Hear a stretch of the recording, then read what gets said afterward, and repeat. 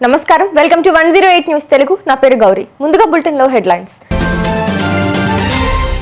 భద్రాద్రిలో ఘనంగా ముక్కోటి ఏకాదశి అధ్యయనోత్సవాలు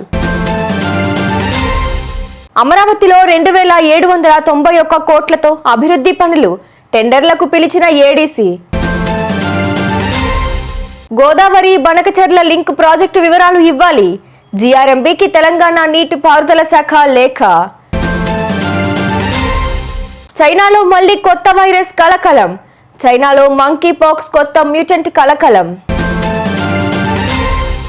భద్రాచలంలో గురువారం సాయం సంధ్య వేళ సీతారాముల వారి తెప్పోత్సవం వైభవోపేతంగా జరిగింది. హంసాలంకృత వాహనంలో శ్రీ సీతారాములు విహరించారు.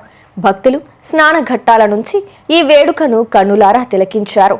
అఖిలాండ కోటి బ్రహ్మాండ నాయకుడి తెప్పోత్సవంలో వేద మంత్రోచ్చారణలు మింటండక మంగళ వాయిద్యాలు మారుమోగాయి. ముందుగా రామయ్య ప్రధాన ఆలయం నుంచి ఊరేగింపుగా పుణ్యనదికి వేంచేశారు.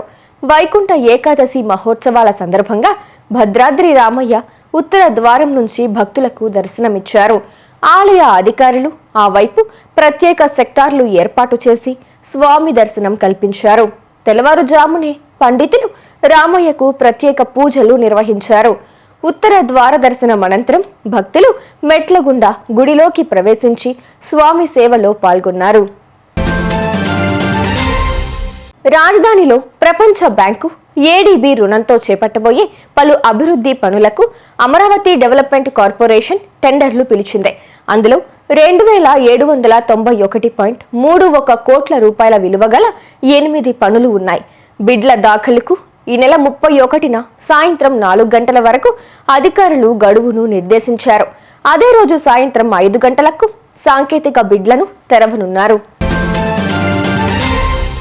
ఏపీ ప్రభుత్వం ఇటీవల ప్రకటించిన గోదావరి బనకచెర్ల లింక్ ప్రాజెక్టుకు సంబంధించిన వివరాలు ఇవ్వాలని గోదావరి నది యాజమాన్య బోర్డుకు తెలంగాణ నీటిపారుదల శాఖ అధికారులు లేఖ రాసినట్లు తెలుస్తోంది.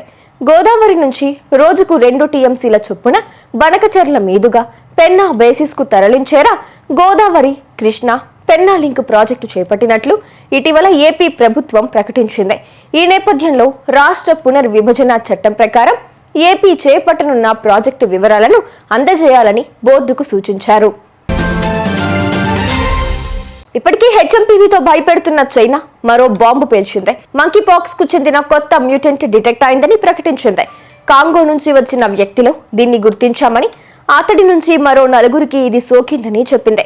కాగా గతేడాది కాంగోలో మంకీ పాక్స్ విజృంభించడంతో WHO దాన్ని గ్లోబల్ పబ్లిక్ హెల్త్ ఎమర్జెన్సీగా ప్రకటించింది.